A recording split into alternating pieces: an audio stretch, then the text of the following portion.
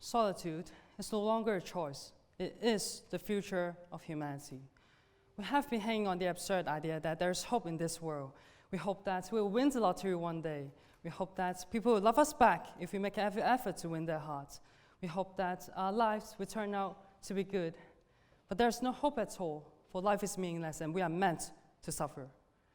Albert Camus once mentioned in neither victims nor executioners that hope, therefore, requires us to take the more arduous path, to start over and build a new living society we're living in now.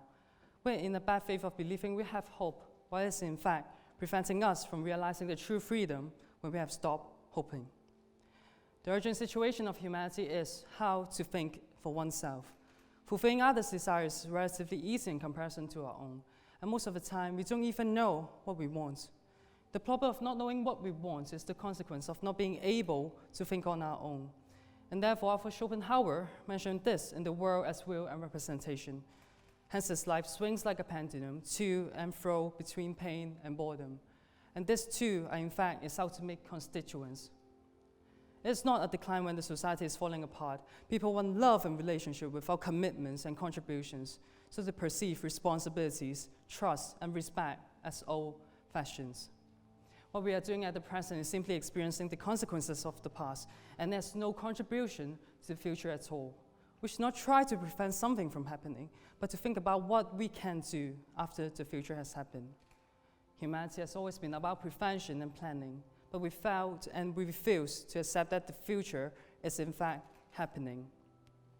The future of the future is what we should focus on. Camus also mentioned in The Rebel, morality is, therefore, only nature finally restored after centuries of alienations. And if nature is in fact morality itself, then we are now merely wandering, but not arriving at the absolute stage of alienations. Solitude is the ultimate stage of alienations. And what comes after solitude is actually the restoration of nature, of which it is morality. Now if we think about it, we doubt to learn, we doubt to realize morality. But morality will never be realized through doubt, for it has to be definite and without hesitation. Our rational faith lies with determinations, and this helps us to understand ourselves more. Now, what is the relationship between solitude and our personal identity? If my statement of solitude is the future of humanity is true and unavoidable, how would one be able to recognize one's existence in solitude? Humanism, communism, or even existentialism, they all center upon the key idea of one's existence and one's personal identity is the most important factor in the society. How would one be able to know of one's personal identity in solitude? To judge is to be judged. Judgment is required when one decides to live their whole lives in solitude. When we refuse to be judged rationally, we will no longer exist. It's because we are merely reflections of the others. We will never be able to know of one's identity or one's individuality without the presence of the others. We are just reflections. We cannot be without achievements to show the progress in our lives. We are always trying to be independent while depending on others. It seems like we're trying to work solely on our own, but we will never be able to realize a true form of independence. To have been able to be independent, we need to focus on the issue of solitude. Some are saying that to be selfish is unavoidable. To be not care about others is something that we should not be doing. But even the most selfish person on earth still requires other existence to confirm their selfishness. So being in solitude, we have to allow themselves to reflect on their individuality. We need help. Everyone needs help.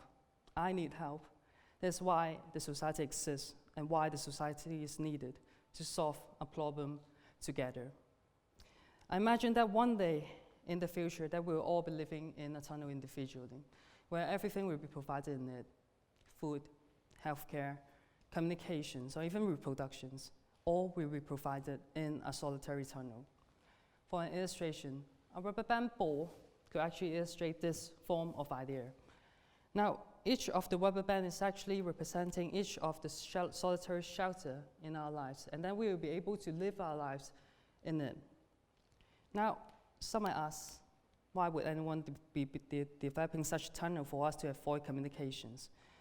If we think about why science and technology have developed so much during the last few decades, it is because of trying to get us to free from labor work and to improving communications. In a sense, to spend more time with our friends and families. Only that the result is not as intentions. Another factor is that it is because of our laziness, our avoidance of getting into a debate. If we are being in a solitary conditions, how would one be able to experience solitude or an argument? There might be technology in the future that we will be able to construct a new form or image of the self in order to raise an argument with the existence of the self. If we think about the relationship between masters and slaves, it is just like a cycle. Everything is in chains. That of the slaves will be revolting against the masters, and then the masters would then become slaves. And then the slave that is rebelling, or the rebel, would then become the masters. But when we are being in solitary conditions, we are the only existence in the solitary tunnel. We are both a masters and a slave simultaneously. To be in solitude is not to remain in solitude. It is to revolt against the idea. We are a rebel. We do not sit there and do nothing about the unjust situation against us. We desire more, and that allows us to live our whole lives in it. Existence precedes essence, as mentioned by Jean-Paul Sartre in existentialism and humanism. This also applies to the solitary condition as well. And Albert Camus mentioned, or he clearly distinguished between the concept and the definition of rebellion and a revolution. A rebellion is an act without intention. A revolution is an act with intention. And there must be a cause, there must be sacrifice, there must be bloodshed of the humanity. For rebellion to proceed, it is important for us to carry out without intention. Camus mentioned in The Rebel, he borrowed the concept of I think, therefore I am from Descartes. He mentioned that I rebel, therefore we exist. A true rebellion is not to let the revolution to reflect for itself, but also not to force an absolute solution towards the unjust situation. We are merely an object in front of the government. And for the government officials are simultaneously a subject and an object. Only the law is purely an example of an object. Michel de Montaigne mentioned the benefits of being in solitude. It is to help us to understand ourselves better without the interference of the others. But he also mentioned that it would be madness to entrust yourself to yourself if you did not know how to govern yourself. It seems like a dangerous idea of being in solitude, that some might get mad, one might get mad, or one might get insane of being in solitude. But it is important for us to carry on the rebellion. We should not try to stop something from happening. We should focus on what we can do to revolt against the absurd condition of life. Then we will no longer be thrown into society. Or as mentioned by Sartre, we will no longer be condemned to be free. Or as mentioned by Shakespeare in the Comedy of Errors. And now, let's go hand in hand, not one before another. And then we will be able to construct or to create a new form of democratic society. Camus mentioned in the essay on music, and ugliness that is personal is worth more than plastic beauty. There are some people who decide to say yes to cruelty of reality, to embrace the plastic beauty. There are differences between being inspired and imitation. The former takes an element and transcends it, and the latter merely steals an element and trying to reproduce it. We always hope for eternal beauty, but we fail to hope for eternal ugliness. For ugliness and chaotic situation is the true nature of the society. Solitude is the future of humanity. But what we need to focus on is the future of the future. To be in solitude is not to remain in solitude. It is to revolt against the unjust situation and to reunite with others. Or as mentioned by Camus, there's no love of life without despair of life. We have to return to a new beginning, but not the same one, a brand new entrance outside the system. Dare to give up and dare to despair brings out the true hope.